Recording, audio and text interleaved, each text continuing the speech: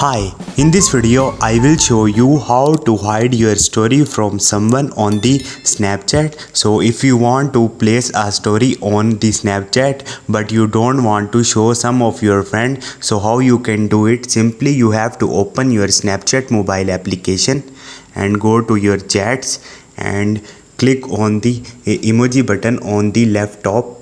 Once you will click on it, now you will see add to my story and you will also see a three dot icon on the right side. Tap on it and here you will see a story settings. Simply you have to tap on it and here you will see multiple options like everyone, friends only and the custom.